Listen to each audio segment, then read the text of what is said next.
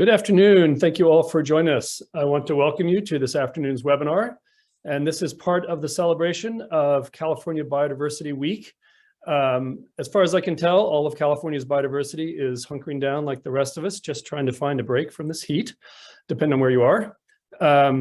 I'm David Ackerley, Dean of Rausser College of Natural Resources at UC Berkeley and Chair of the California Biodiversity Network. That is CBN, and you'll hear us mentioning CBN occasionally. And CBN is the sponsor of today's event.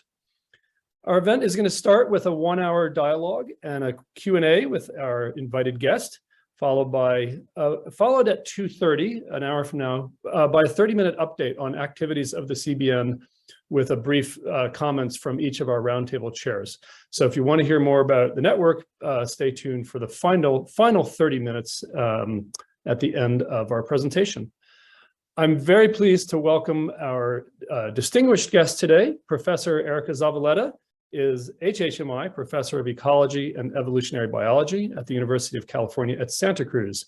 Erika's group studies cross-scale responses to changes in climate and biodiversity and effective interventions to address their impacts.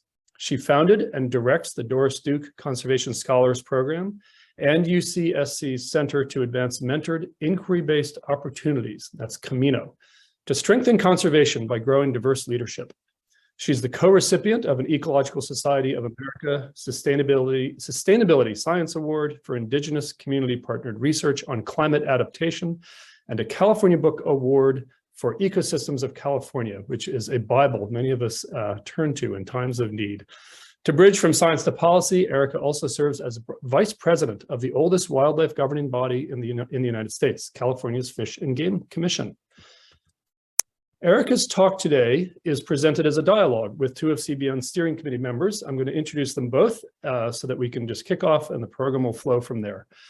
Ana Alvarez serves as the Deputy General Manager of the East Bay Regional Park District, the largest metropolitan park agency in the United States, serving 2.9 million people across 33 cities in Alameda and Contra Costa counties. As a newly appointed member of California's 30 by 30 Partnership Coordinating Committee, she represents the CBN. She also contributes to Point Blue Conservation Sciences leadership in increasing the pace, scale, and impact of climate-smart conservation through her role as a member of its board of directors. Ana co-chairs the CBN's Equity Forum. Following Ana's conversation with Erika, Adina Marenlander will join for the second part. Adina is a professor of cooperative extension in the UC Division of Agriculture and Natural Resources and at UC Berkeley. Adina's research includes work on oak woodland conservation, landscape connectivity, and watershed management. She is the inspiration and founder of both the California Naturalist Program and the Climate Stewards Program. Adina is co-chair of CBN's Stewardship Roundtable. So you can all see that we're in webinar mode, so we can't see you, but you do all have access to the chat function. We welcome you to post questions at any time, but our target will be at about 2:15, about 40 minutes from now. We will turn to the chat to take your questions. So you can hold them till then, but you can also pop them in and we'll keep an eye on them. So again, thank you all for joining, and I'm going to hand it to Ana to kick off our discussion with Erika. Well, let me start by saying hello from the East Bay Regional Park District headquarters, and thank you so much, David, for the kind introductions. Let me also start by acknowledging that truly there's no better way to celebrate California's majestic biodiversity than to continue to advance our collective work in support of California's 30 by 30 conservation initiative. From a policy and legislative perspective, this is perhaps by far the most audacious conservation initiative because it brings to the forefront the intersectionality of people and culture, science and conservation practice, and nature in a rapidly changing climate, which truly speaks to the core of your body of work, Erika. So most sincerely y de todo corazón, thank you for joining in this space where we can continue our candid conversations on the next generation in the field of sciences and conservation while centering equity and inclusion. So I have to ask, this is a safe space, what has to fundamentally change or be different in order to successfully shape and lead impactful and just conservation movement? that represents all of us, as you often say. Do we need to do more of the same, such as vocational workforce development programs, or do we need to shift to something new? What do you think? Thank you. Thanks for the question. And I also just want to back up and thank David for that really, really generous introduction, and to say that it's a real honor to be here today in conversation with you and celebrating California biodiversity by really digging into how we can rise to the challenges of the coming century. It's an incredibly exciting conversation that is ongoing. And so in this next hour, I hope we can just sort of hit on some high points. And I love your question because, you know, you sort of ask whether we need more of the same or something new. And I would start with, you know, it's a both and, right? So California does a lot of great work, and it does that in the conservation space. It has also done that in the spaces around equity and inclusion and workforce development. But I think that, you know, when I think about workforce, there are a couple of pieces to that both and. There's the vocational training programs and so on, and then there's leadership. And it's a different frame for both of those to go from thinking about who gets employed by the existing systems to thinking about who gets to play a role in reshaping those systems. So I'm really interested in leadership. And I think when we think about systemic change, it's not just who we're bringing up as followers, as parts of the existing system as it is. It's very much about sharing leadership, sharing power, giving more Californians the opportunity to participate in reshaping the existing structure. And so when we think about workforce, we should be thinking about the lots of people and the lots of opportunities. And also we should be thinking about preparing leaders. That's very much the emphasis of the work that I do, partly because I'm in higher education, I'm in a university system, and partly because I think in our field in particular, like that's a real gap. Sure. So the Doris Duke Conservation Scholars Program, our emphasis is on leadership. It's not on a particular discipline. We do talk about and teach skills. It's about field methods for monitoring and studying ecosystems, sure, and statistics and scientific writing, but it's also about leadership. And it's very much focused on how you ask the important questions and who gets to ask those questions, because that is really what shapes our trajectory as scientists and in conservation. Certainly. I just recently had the pleasure of visiting with your scholars, and I was so impressed.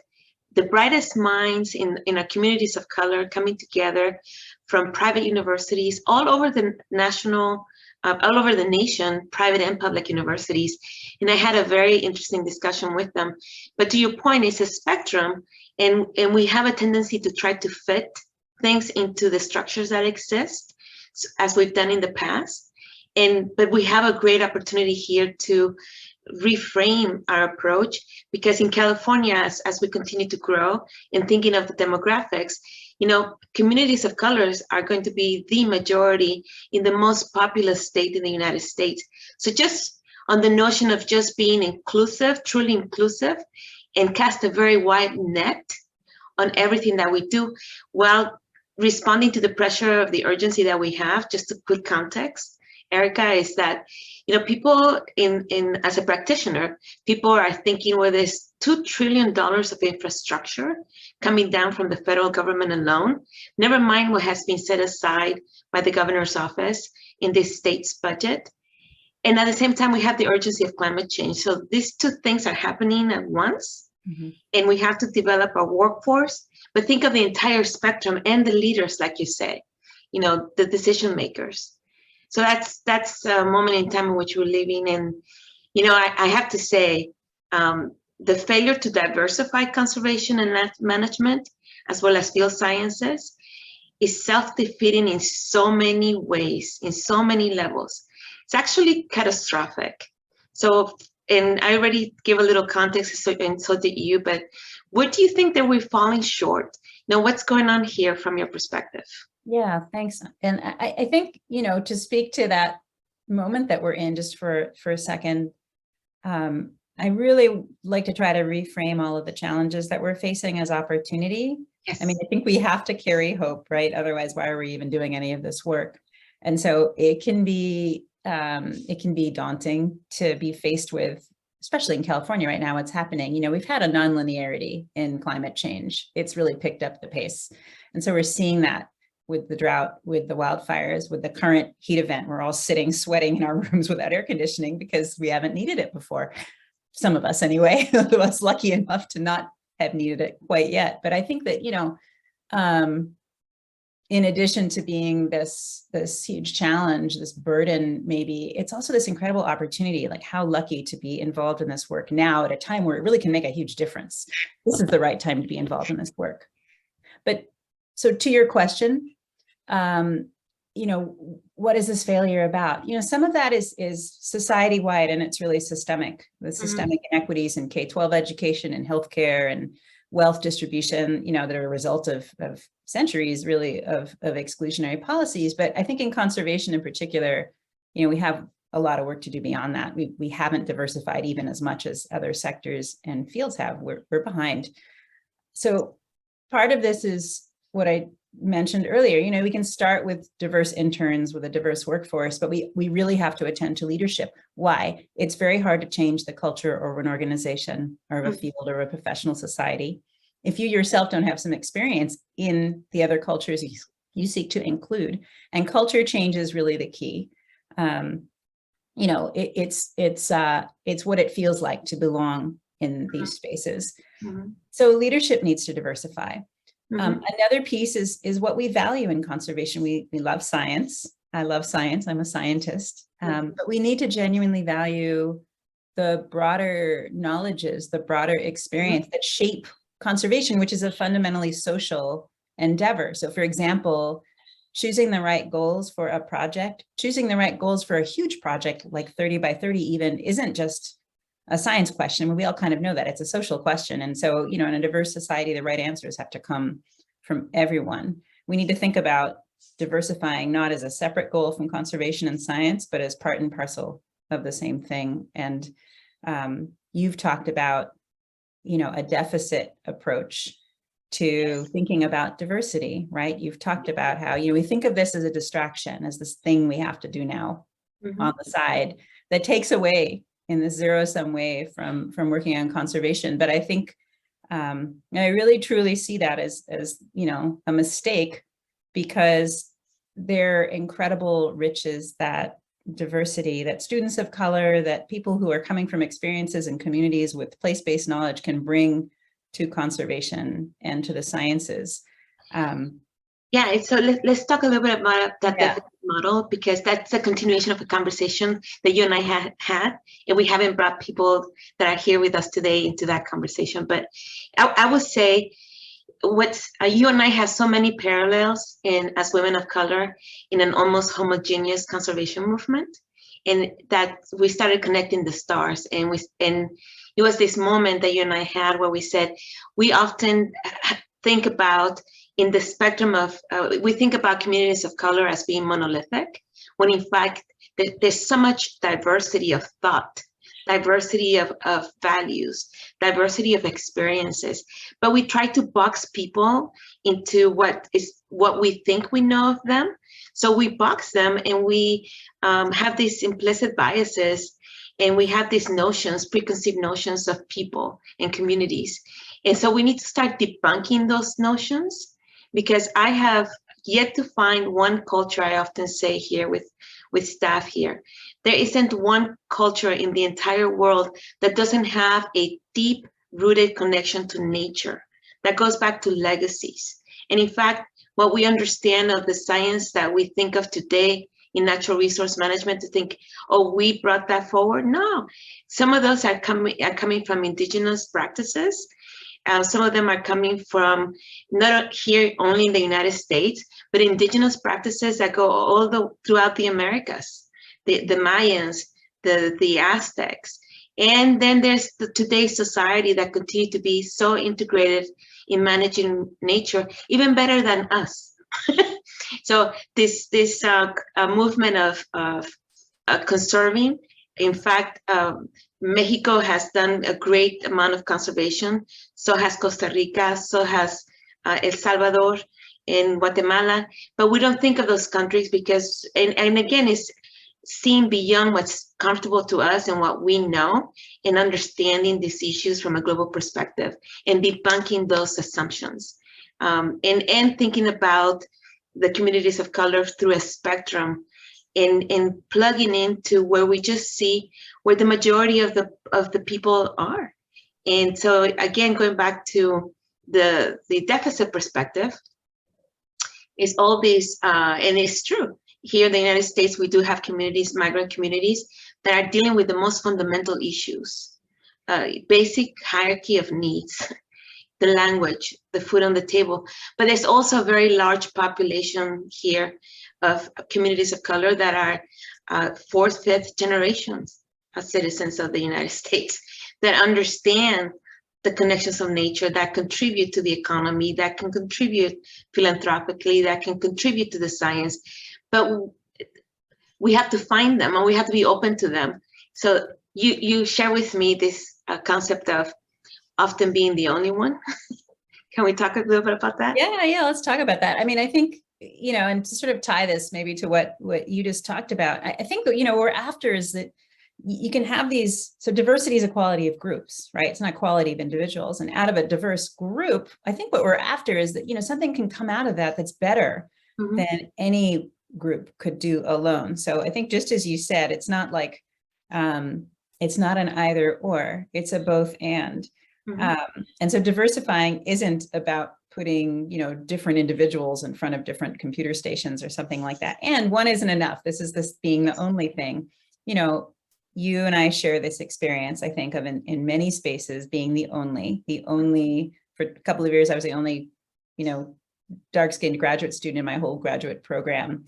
I'm often the only woman of color, the only person of color on a panel or in a workshop or in a working group or, in these, on these boards. And I can tell you from personal experience, like that is often a dead end for people. It takes some, it's some serious work to not either leave or assimilate if you're the only. And this is what we see at the university. If the only in a class full of students who are trying to study like advanced population modeling, that's not a great space to be in if you're trying to sort of figure out where you belong. You're sorting out how you're going to adult. So, diversifying to me is about, it's way beyond, diversifying like which individuals are represented in some minimal way.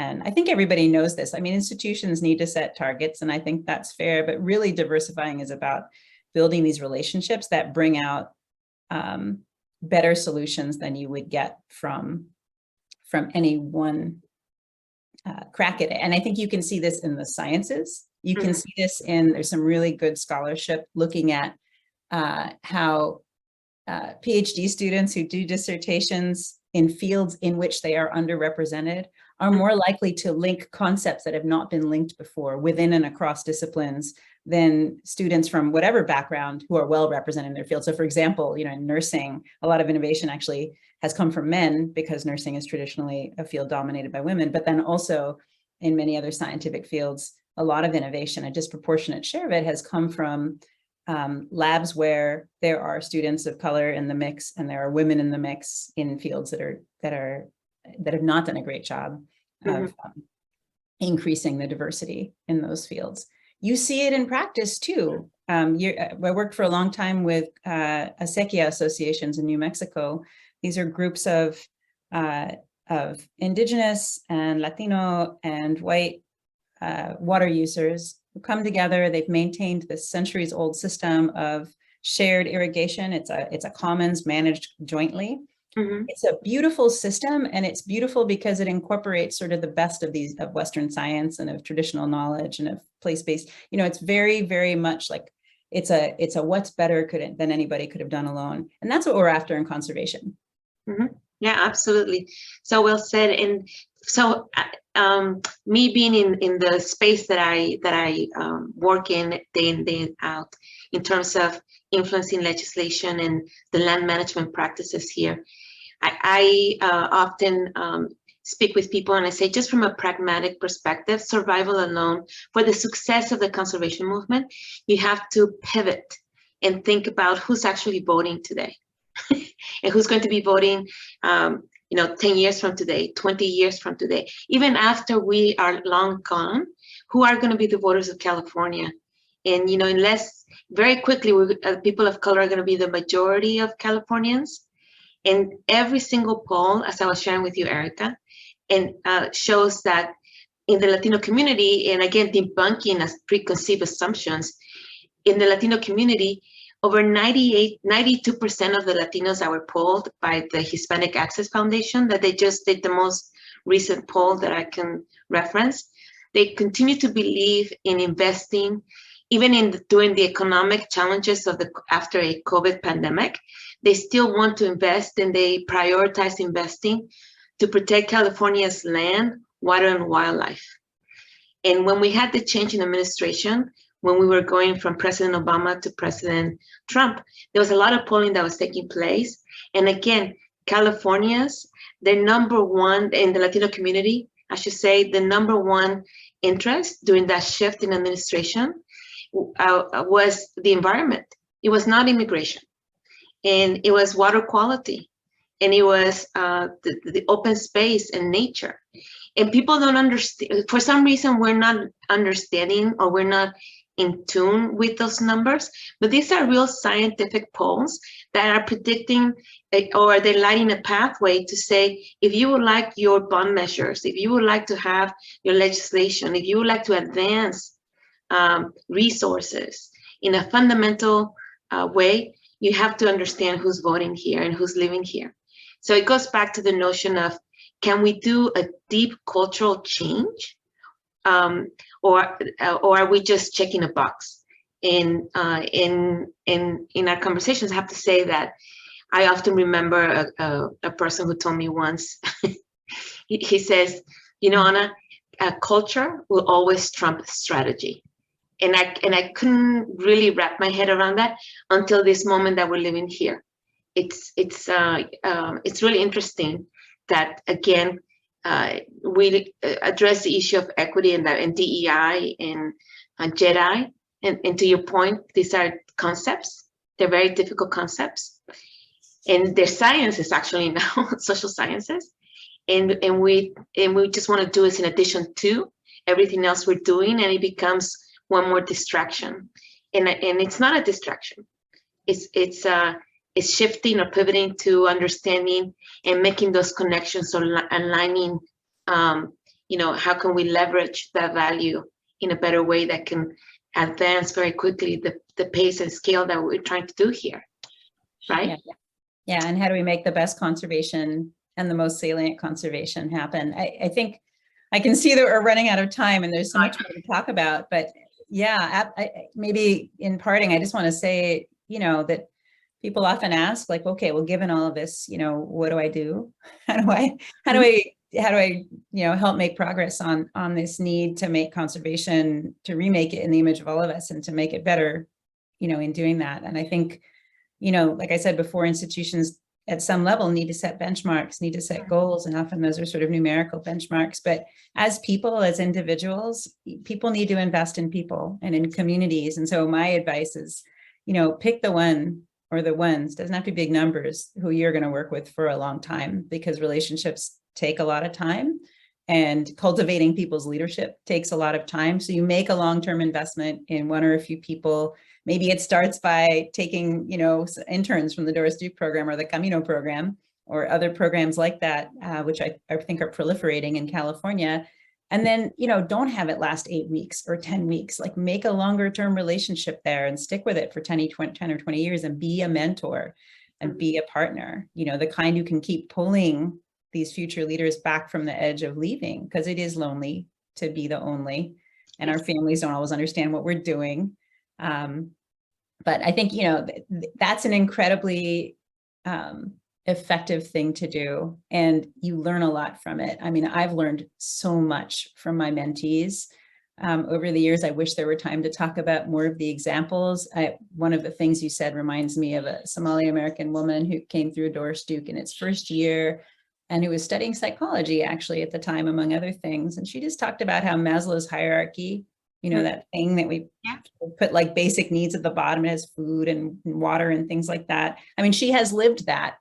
you know, and then you get on up to these sort of higher goals. And she said, like, the bottom's missing. The foundation for all of that is the integrity of the ecological systems that we live with.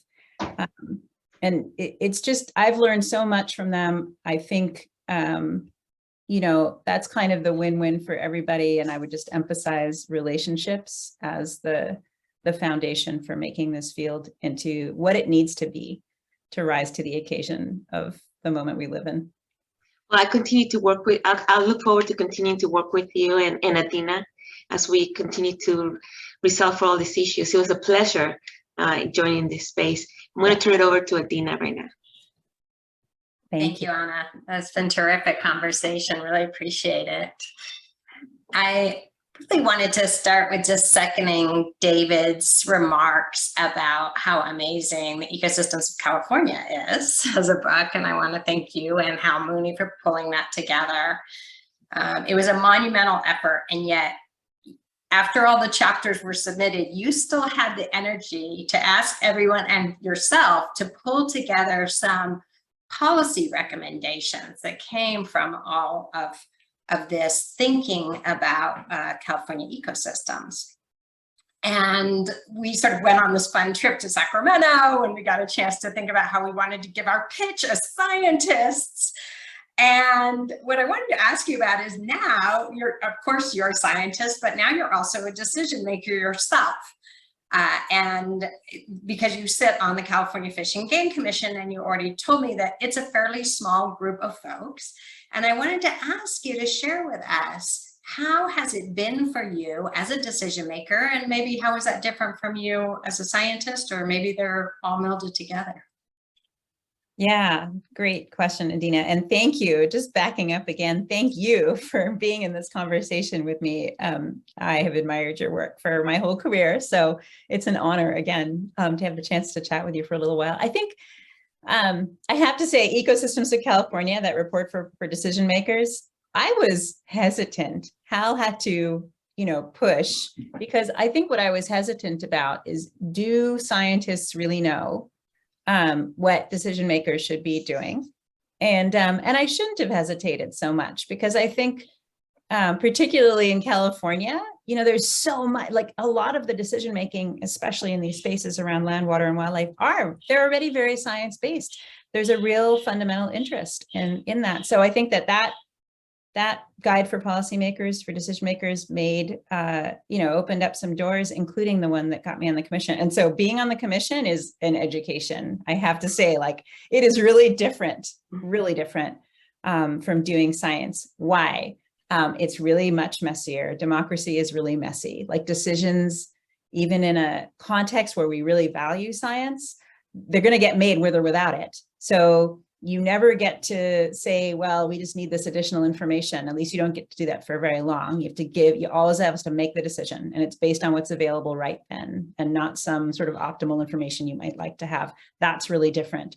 It's also really different because input from the public that has primacy. Stakeholder and sovereign partner input is so central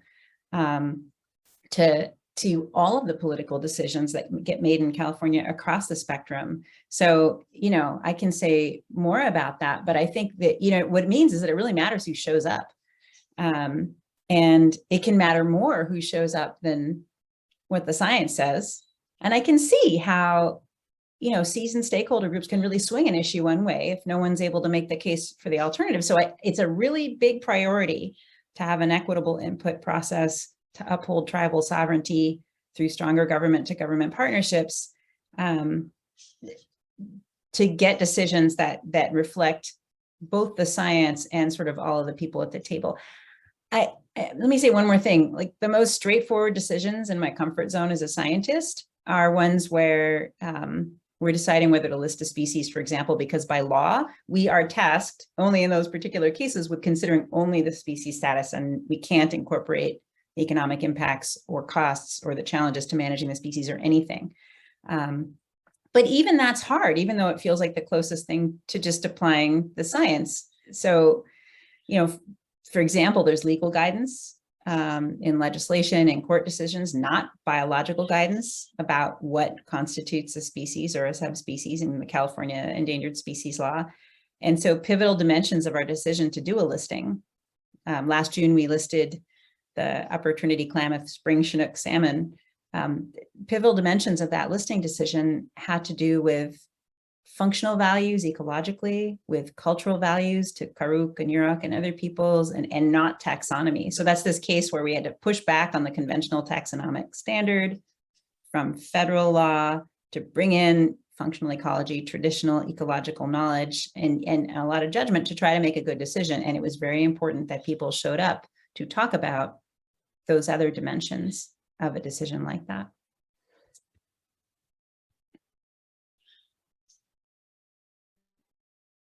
Great, thank you so much. I hope you can hear me, Erika. I can hear you, yeah. Good. Wonderful. Well, I think what you've just said is fascinating, because we have long acknowledged in some cases the gap between science and policy, right? It's something that scientists get frustrated with and policymakers probably get frustrated with. And so it's really interesting to hear your experiences on the commission.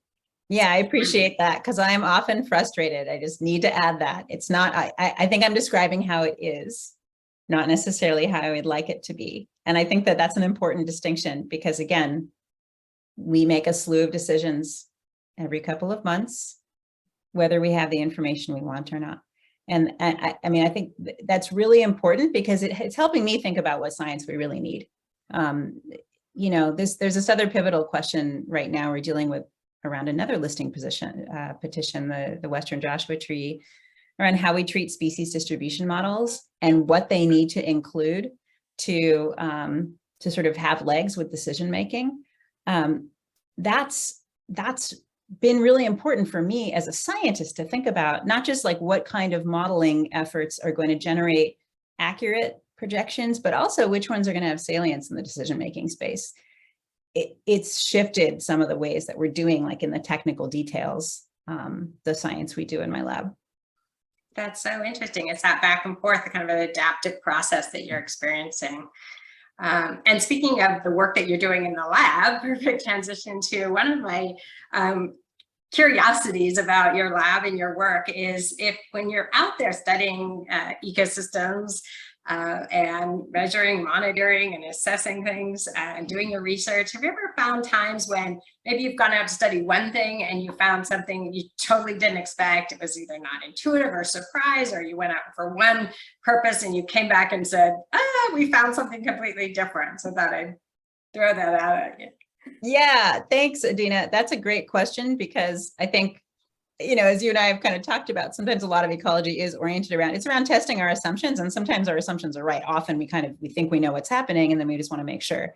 But a couple of examples of things that really sort of surprised us.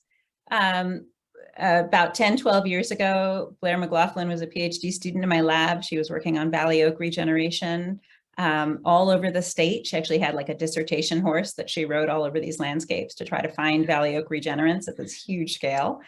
And she found regeneration was lower in protected areas than in certain kinds of working landscapes, like ranches that had good grazing management, where it rains enough, and where if you don't have some kind of grazers, you have these oaks that are hopelessly outcompeted by all the invasive annuals. So protected areas, you know, broadly speaking, did not have successful regeneration of this foundational species, this culturally valued species. And it just challenged some of our assumptions, I think, about what protection means, and how if we think of it in this binary way, this way that involves just excluding people, it might inadvertently cause degradation, you know, especially in California, right? In the context of these landscapes that are pretty invaded, they're missing a bunch of species. And it just kind of underscored to me, nature and people aren't incompatible. People can be good forces and good stewards if we sort of think about that, you know, critically, and, you know, with some cultural competence. It's really important in the context of 30 by 30 that we hold that in perspective. You know, it's not 30 for nature and 70 for, like, I don't know, industry. There's a big sort of in between, this big spectrum. Yeah, I'm glad you brought the working lands in, because that's something that the CBN, the California Biodiversity Network, that we're going to talk about more when we're done, is interested in as well, because it can be seemingly a missing piece. It has been mentioned within the 30 by 30 framework, of course, but something we don't really have our heads wrapped around as far as how we employ and really work, really make working lands work for conservation. Mm-hmm. And then also how we honor that, reward that, and, you know, incorporate working lands into the equation and into our goals.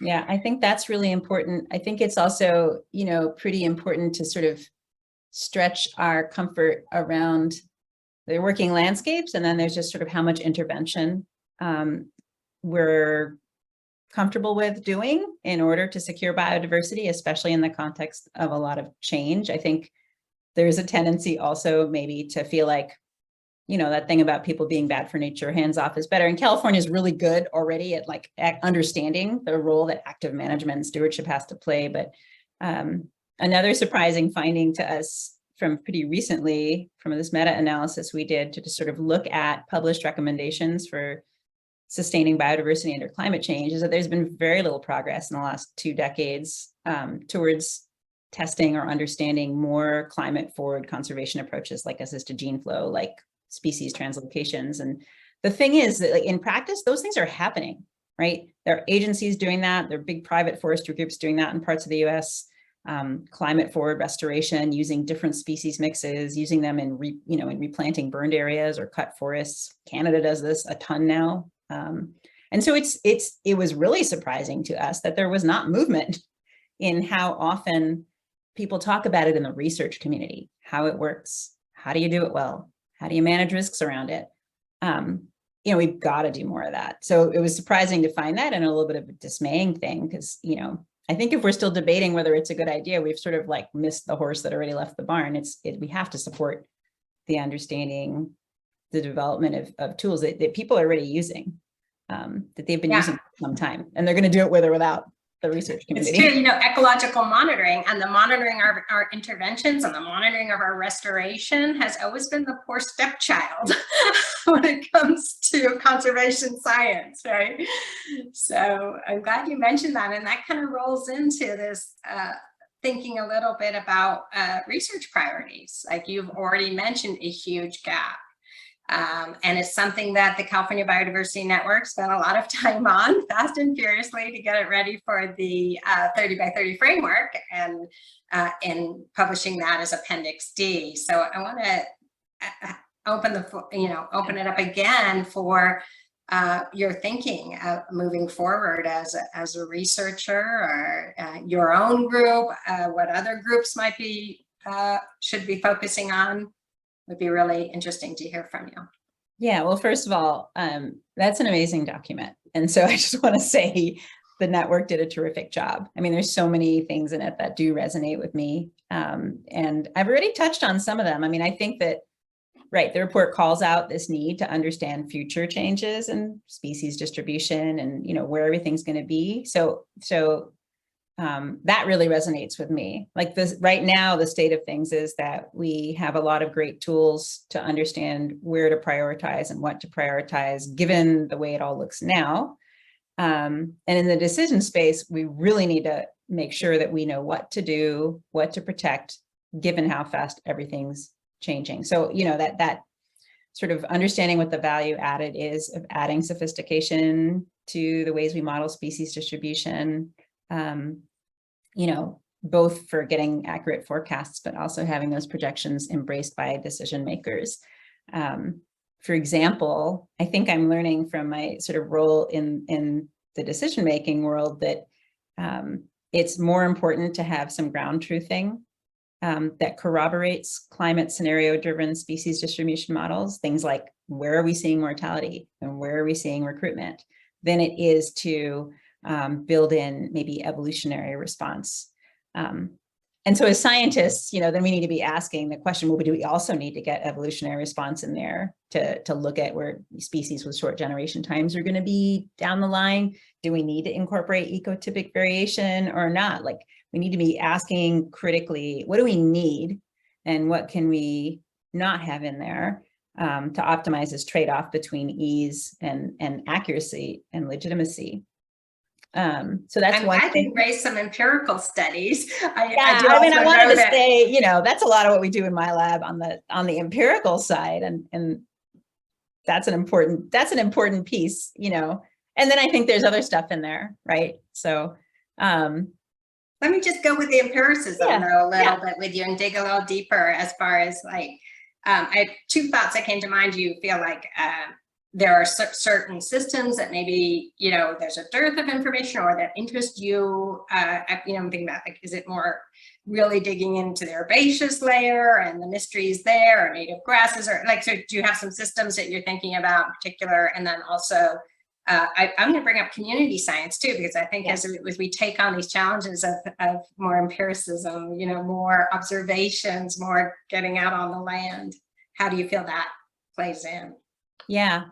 So to that first piece, I think that for a lot of good reasons, we have a lot of focus right now on imperiled species, and that's good. And I think that it would be really important to look at, and this is in the report, right? Culturally valued species. And I think foundational species, foundational from an ecological and a social perspective. So, you know, I'm really interested in foundational trees and plants that undergird, you know, a lot of the other biodiversity that are present in systems, focusing there.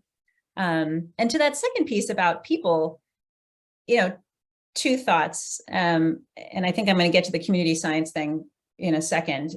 One is, you know, protection is a big bucket. And I think we need to, especially because 30 by 30 emphasizes durable protection, ask protection from what exactly?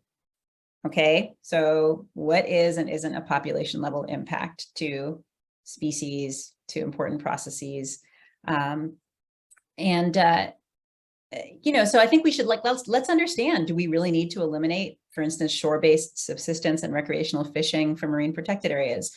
From an outcomes point of view, you know, should we be directing a lot of energy at like addressing plastics pollution compared to what we direct at addressing invasive species impacts? I think we need to build how we measure key outcomes accurately and efficiently, not just because we want to get the conservation right, but so that we can maximize having people in nature and enhancing it. And then the other community piece I think that's really important is there's in the report a lot of discussion about integrating knowledge systems, particularly traditional ecological knowledge or TEK, to tackle conservation goals. And I was just kind of chewing on that. I think, you know, the most critical piece of that is maybe to direct this integrated science plus TEK at pursuing goals that are defined in partnership with sovereign indigenous partners. Like it's one thing to harness TEK for ends that we've defined more narrowly. It's another to harness science integrated with TEK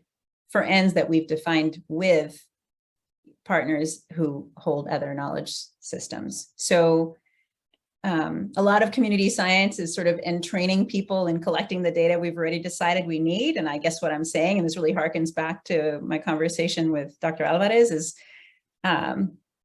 you know, we need to open up inquiry into what the science and knowledge partnerships are for. We need to share leadership in setting the outcomes. And, you know, maybe to give an example, Nicolas Cruz in my lab he's working for more than with indigenous partners, actually in the region where you are, north of the Bay Area, on supporting a series of goals for wetland and woodland stewardship by bringing his ecology training together with cultural practices and knowledge there for those places and for culturally valued species. And it's clear that, you know, the uses of those species shape how you would choose to manage them. So you get different answers if you have different, even in a pretty fine-grained way, goals.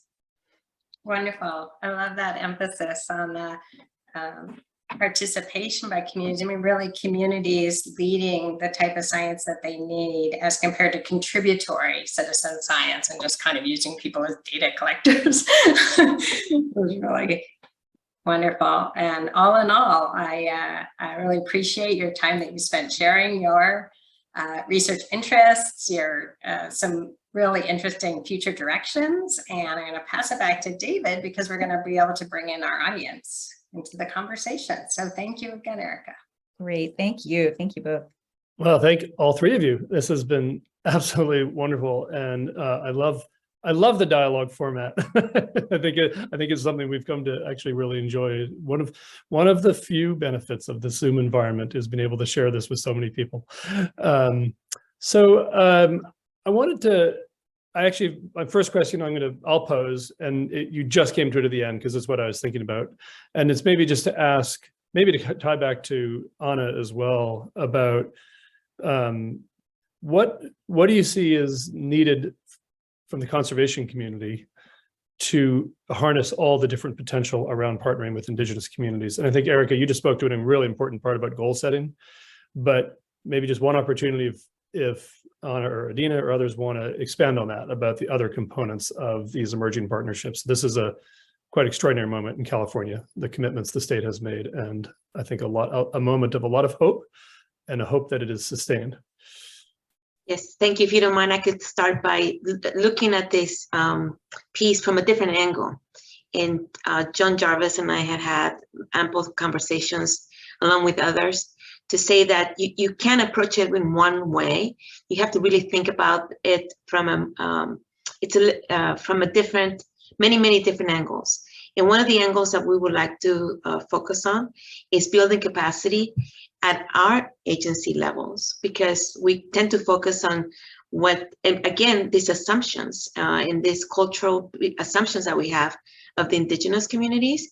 And we're inversing that dialogue, and we're thinking, well, what does the conservation agencies need, the land practitioners, the land trust? How do we build capacity, and how do we get them ready so that we can start debunking those cultural assumptions and really engaging in critical conversations and get the agencies ready to be receptive to even entering a space where that may feel different, where we're saying, really, we're returning land and you're going to, and how are you going to manage this land?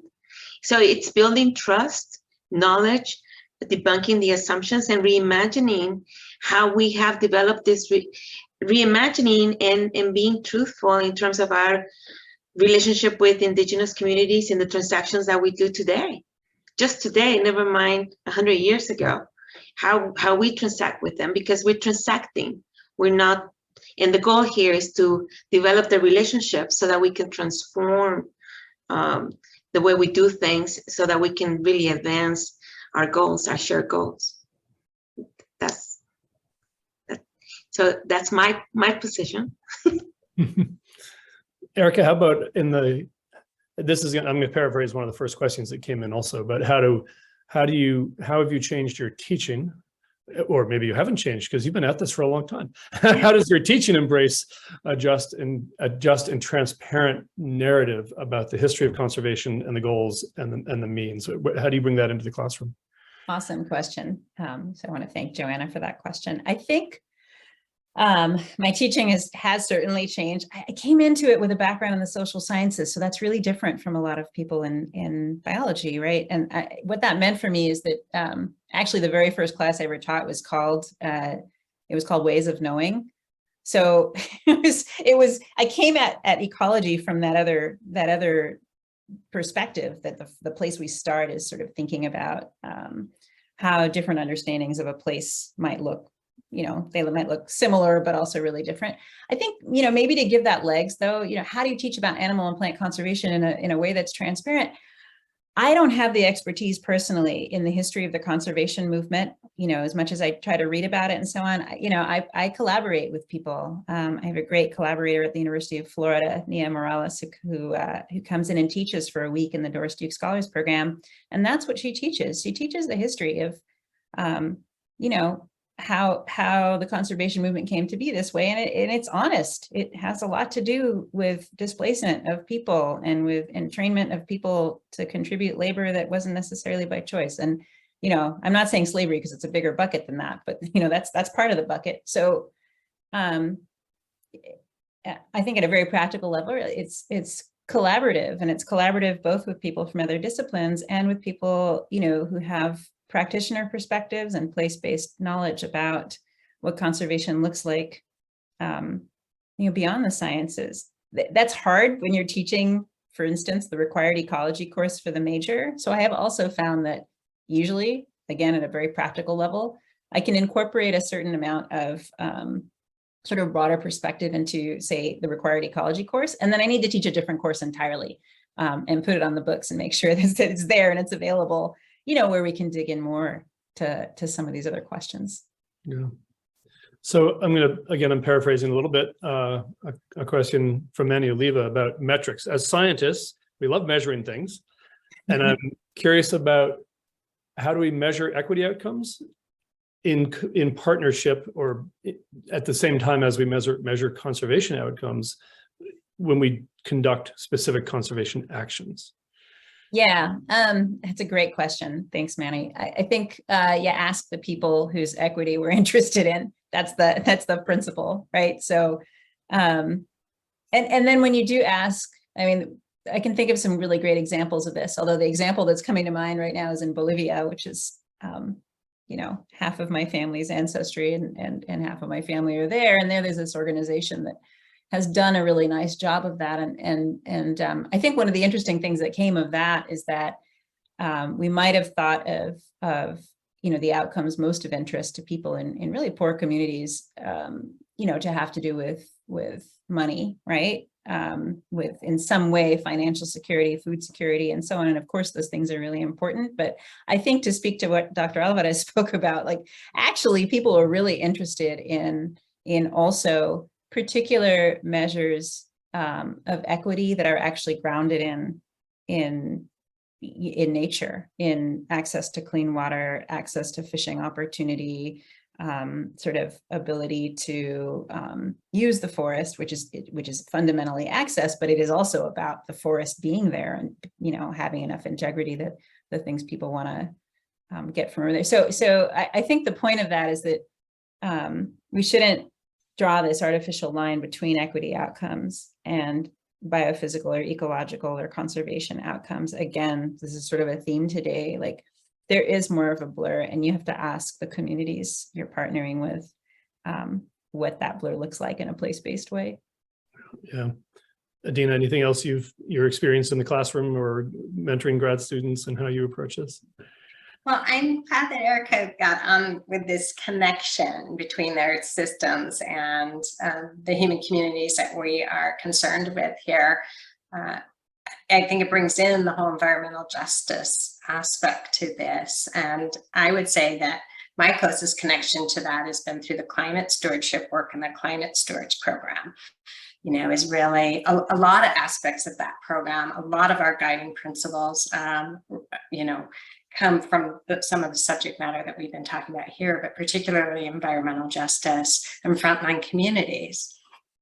And those are some of the measures that Erika mentioned, where you're asking them, you know, what are the most impactful and problematic issues that you're facing, and how would you envision or re-envision your communities and your environment? And then that there's where one might draw on the measures. Climate stewards do community assessment, resilience, and things like that. So I would say the climate stewards on the ground, place-based, are grappling with this. Nobody has the solution, but they're certainly grappling with it locally. Yeah, so in when we think about the phrase durable protection, which has been mentioned once, which is you know, it's sort of a guiding light, and then we can unpack it. And there's legally durable, but then we're looking for socially durable and politically durable, which is their constituencies, and financially durable, that we have models. And of course, that's where these things come together in large measure, is that building support for conservation measures will make them more durable, right? That, you know, the support in the communities where in the partnership. And I wanted, from that thought, I actually, again, paraphrase another question here about communities who may be facing very, you know, very fundamental challenges around basic necessities, whether it's housing, water in the Central Valley, all the examples we see in California. Do you see conservation decision makers pivoting and saying, that's also my challenge, like that's part of my challenge? Like if conservationists can't be part of addressing those needs, we won't achieve the goals that are running in parallel. But do you see those discussions coming into conservation decision-making circles? At my end, from in land management and being a land practitioner agency, I would tell you, and I have very concrete examples that we're doing the hard work. The San Francisco Bay Restoration Authority is leading the work of saying, as we approach the work for wetland restoration, it has to have multiple benefits. It's no longer just about the biological things that we're trying to address or the ecological pieces that we're trying to address. It has to also resolve for additional pieces that's so critical to the adjacent communities. And one of those pieces is we cannot displace people and say, well, that's not really what I'm looking for.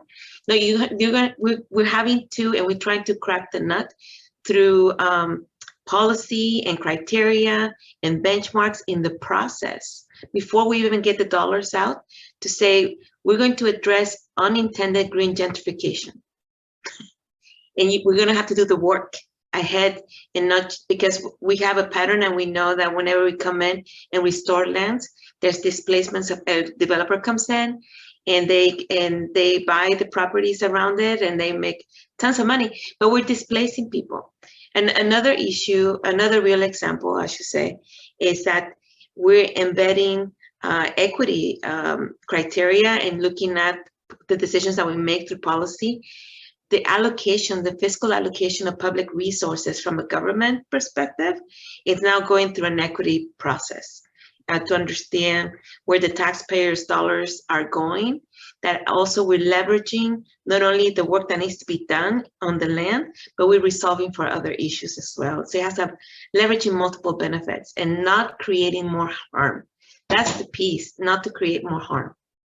And if I can just jump in, David, I mean, I would say that to me, the promise there is in having work that's shifting increasingly towards being place-based rather than based on particular disciplines or particular like narrow issue spaces. Because if you're kind of looking at a place in an holistic way, which I think more and more people are doing even in the research community, then it entrains all of those pieces, health and economic well-being and livelihood opportunities, which are tied to ecological integrity and, you know, the particular species you're managing for and so on. So, you know, I think to me, the promise there is place-based focus rather than, you know, I'm here to talk about, I've come in with this narrow agenda. I'm just here to talk about like this suite of species, or I'm here just to talk about water quality, or I'm here just to talk about woodpeckers or whatever it is. And that doesn't mean the end of expertise at all. I think, you know, it's not like instead of being an expert in ecology or in planning, you know, you should just become an expert in the East Bay or in, you know, particular mountain range. But I think it's like it's a shift in how we involve varied expertise into these processes that generate these good outcomes. And to me, like that's this opportunity right now that I hope we can do more of. I'm gonna take a final question. There are two questions in the chat about non-native and native plants, and I apologize to those who posed them. We won't get to those today. The chat will stay open though for the next 30 minutes for those who want to engage in a spirited discussion, because I know there are people who there's many people who will share that concern and care. But the final question from Ben Becker, just for each of you, maybe each of you, one answer. What a strategy, coming back to your first point, Erika, strategies for diversifying leadership, and maybe not leadership 20 years from now, which goes to everything you've spoken about the training you do with students and stuff, but maybe in the shorter term, when you're looking at leadership, diversifying leadership in conservation organizations, one example, if you each have one, of strategies that you have seen successful, have embraced yourself? Okay, a real concrete one. I'm not sure whether I should identify the particular program because, you know, it's not mine, it's just one that I support, but think deeply about what essay questions you're asking people to answer when they're applying for your position, your postdoctoral position or your faculty position, and what criteria you're evaluating on. And I think this is a place where, you know, viewing sort of interdisciplinary experience, like other lived experience, the opportunity for somebody, the ability for somebody to bring like an underrepresented perspective that's needed in the conversation to your discipline. So thinking very much about selection processes. I think that's a very, very specific pragmatic thing, but I think that coupled with doing actually the good outreach to make sure that when you're looking for leaders, you're not just looking in the places where you already know people. because those people you already know tend to be the people who are already in the field, which is mostly not people from backgrounds other than the dominant one. Those can go a really long way. And I've seen that work in the Smith Fellows program, for example, of the Society for Conservation Biology. Anna, one example? It goes back to the selection process, but I'm going to give it a different twist. What has worked really well, and I saw it firsthand, is as I'm diving into the conservation world deeper and deeper, is being able to, again, to break down the preconceived notions that we have of people.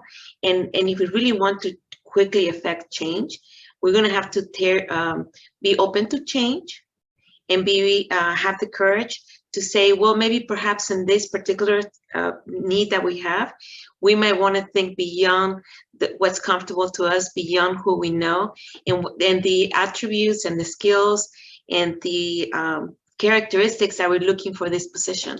I have seen firsthand people that may not come from the sciences to lead transformative change in very rooted organizations. Because if you have the management skill set or administrative skill set, you could be managing. What you're managing can change. You don't have to be an expert and have the technology or the technical expertise. What you need is someone that can actually affect change, that can learn quickly, and can help advance your goals. And that's a very different way of thinking. How can we quickly diversify? And I've seen it work firsthand, and I don't want to embarrass them, but here's someone who had no background in management of parks and natural areas in the wildland urban interface. He was hired because he was very astute, very sharp, the connections, the network, and he came in and he did transformative change that no one else could have done, honestly.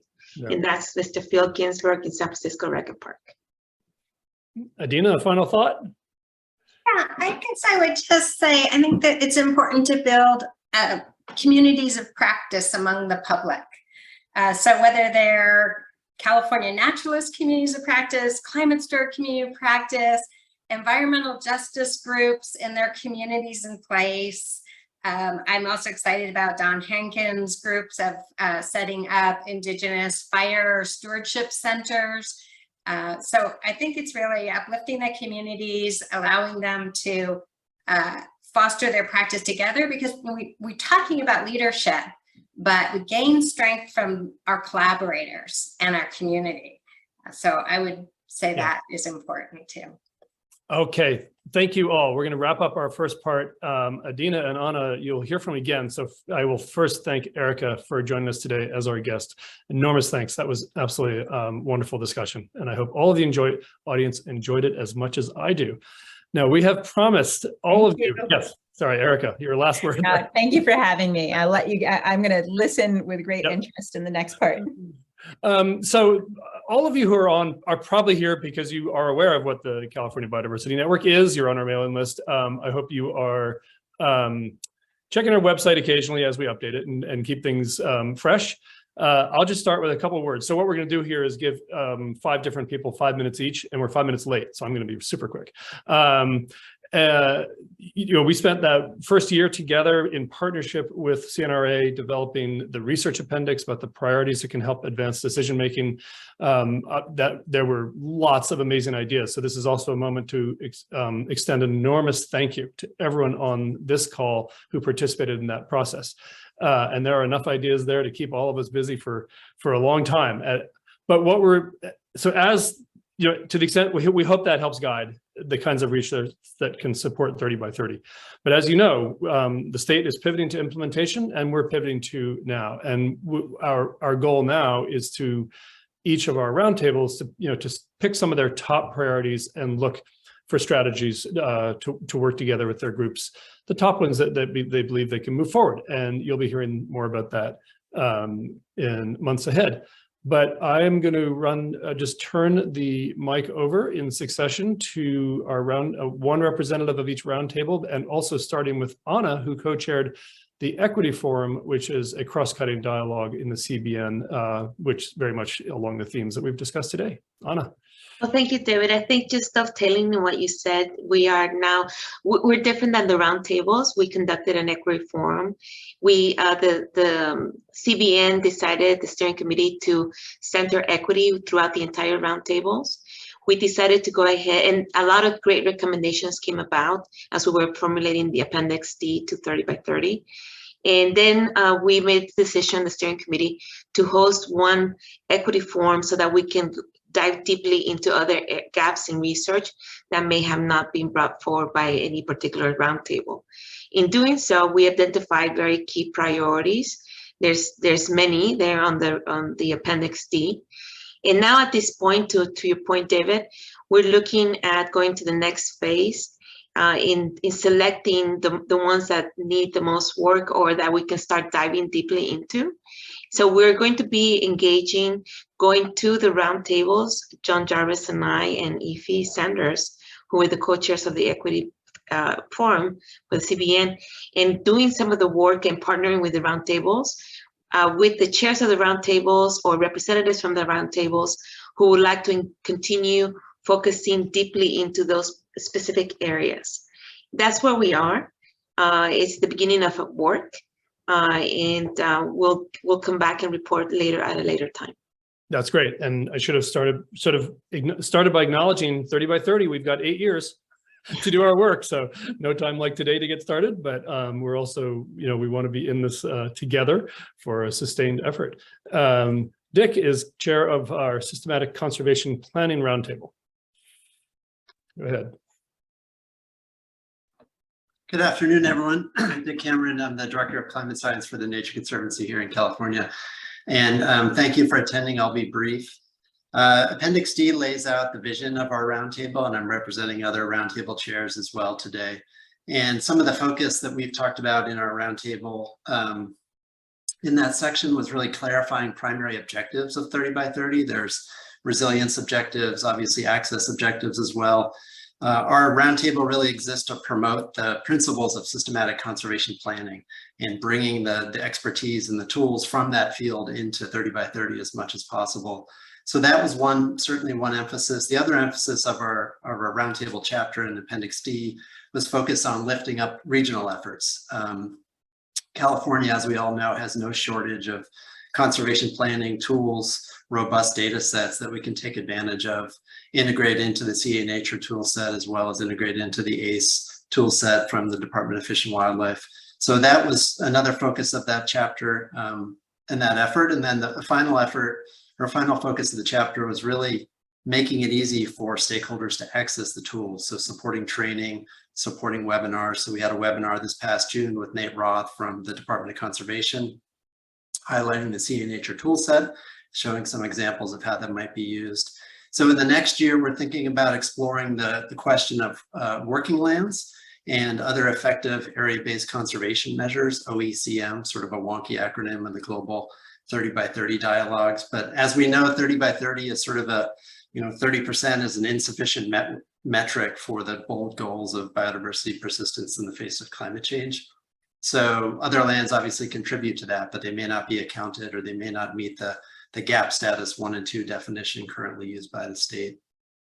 So evaluating how those other lands and how lands that are subject to temporary stewardship measures may contribute to the overall goals of the 30 by 30 effort is one area that we may be exploring in the coming year. And another would be holding just a webinar on regional conservation planning, regional partnerships that could be models for how to develop priorities at the regional scale to inform 30 by 30 implementation. So thanks so much, and please reach out to me, dcameron@tnc.org. You can find my email on the website as well. Thank you very much, Dick. And I'll turn it to Shannon Bennett, the co-chair of the Biodiversity Informatics and Community Science Roundtable. Thank you, David. Yeah, and my other co-chairs include Rebecca Johnson and Allison Young, co-directors of our community science program at the California Academy of Sciences, as well as Dan Glusenkamp and Rosie Gillespie, people with deep-rooted biodiversity expertise in historical biodiversity dynamics, as well as up to present day. And then a team from the California Department of Fish and Wildlife, Ryan Hill and Melanie Gogol Procarat and Kari Lewis. And so it's a really wonderful partnership of co-chairs that represents the kind of work very well that we're trying to do together. And that is that, and this also came out in our appendix section, but we're really trying to continue to really engage through the powerful tool of community science, engage people with nature, with each other through nature, and not just as biodiversity data collectors, but to truly engage in co-creating action with biodiversity information. And one of the most important stakeholders, of course, one of the many stakeholders is our state. And so working with the state of California, the Department of Fish and Wildlife, to get community science data fully democratized and at the fingertips of everybody in a useful way to create conservation actions. So that's through the platform CA Nature. And the highlight I want to share lately is that precipitated by getting ready for the celebration of California Biodiversity Day, which was yesterday, but it's actually all week. We've really put a call for everybody to record 30 species, contribute them to the iNaturalist project page, and that will be in service of the California 30 by 30 goals through the CA Nature portal for democratization of biodiversity data and strategic systematic conservation planning. So dovetailing with what Dick shared.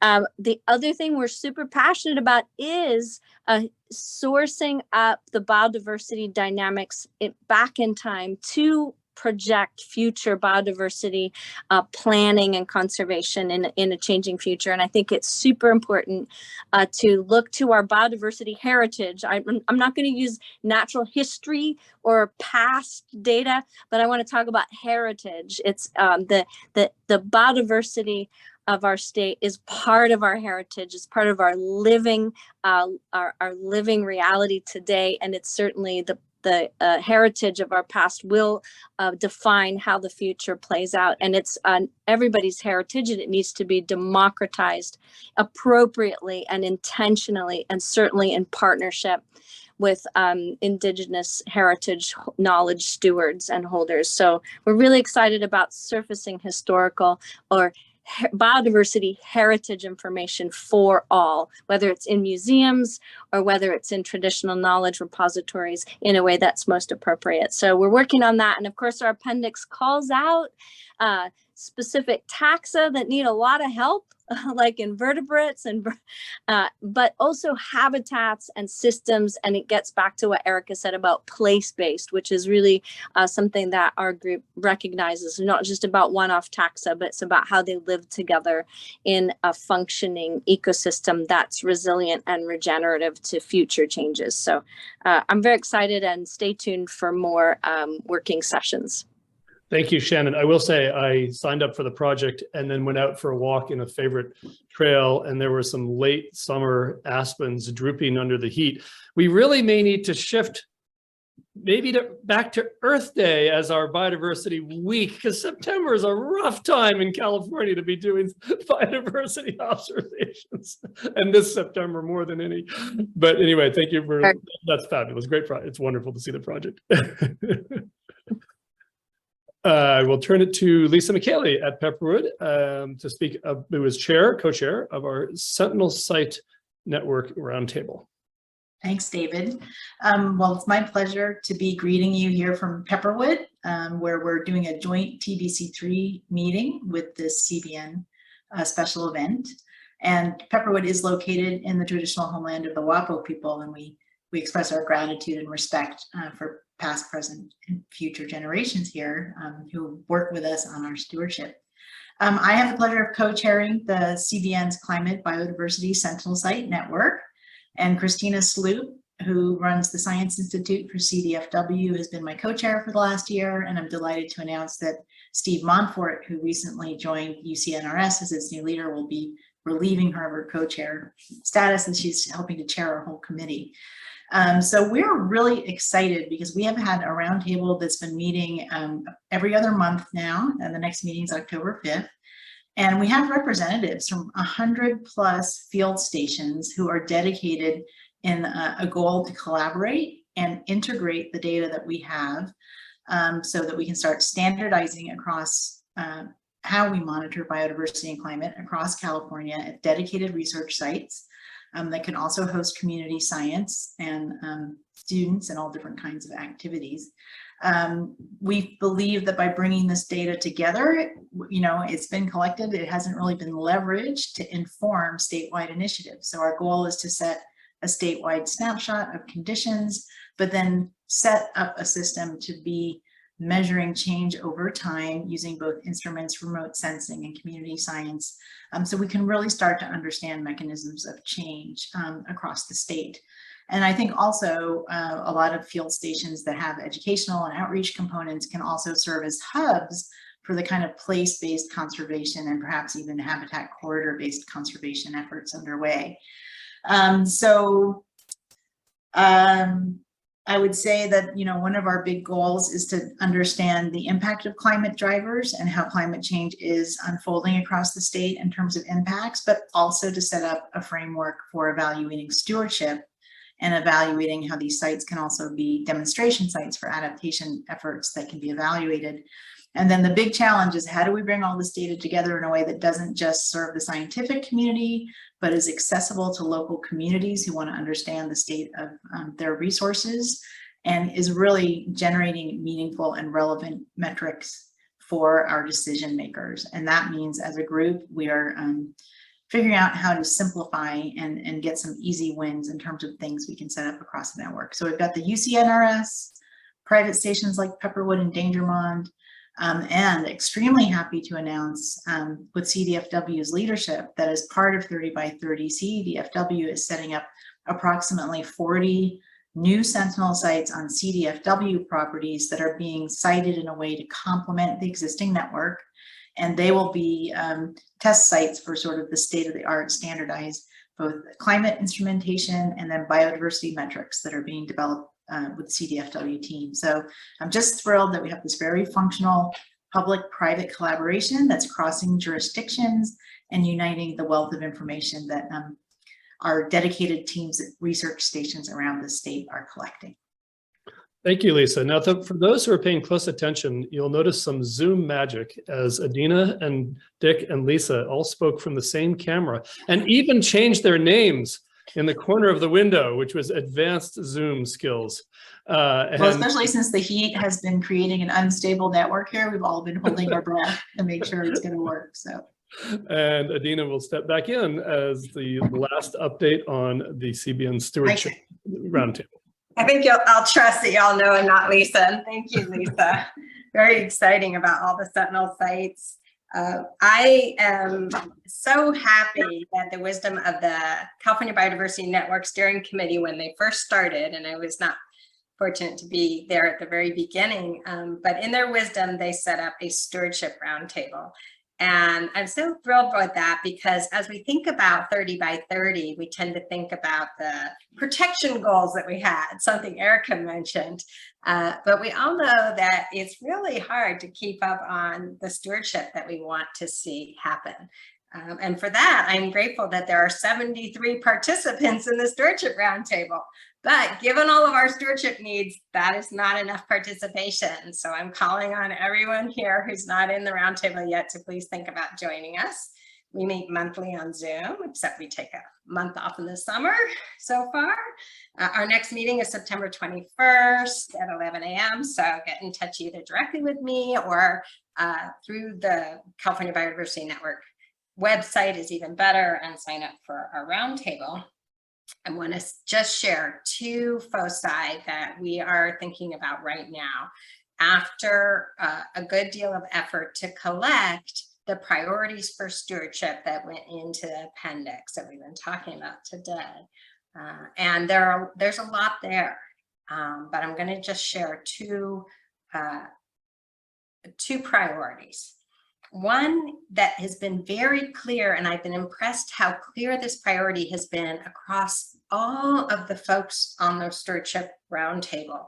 Doesn't matter what sector they're working in, they care about this, and it's education, training, and work. They're really trying to figure out how to help equip California's communities and support workforce training programs to advance stewardship efforts and improve equity and inclusivity across the environmental workplace. And we've been very lucky to also work with Dr. Alvarez and and John Jarvis and their work with the Equity Forum that they'll mention to you. But that's a huge help to have both of the groups interested in this topic. We're thinking about stewardship course, we're thinking about environmental stewardship certification and training, and various portals for opportunities so people can participate. And the other area that is a focus for us at present is working with the planning roundtable that Dick Cameron talked about, and the importance of working lands for conservation, because a lot of stewardship needs to go on, and it's not as clear as how that gets done across a private landscape in California, mostly in oak woodland and rangeland landscape. And so that's a gap that we identified in the appendix, and we want to work with the conservation planning work group so we can help to address that specifically.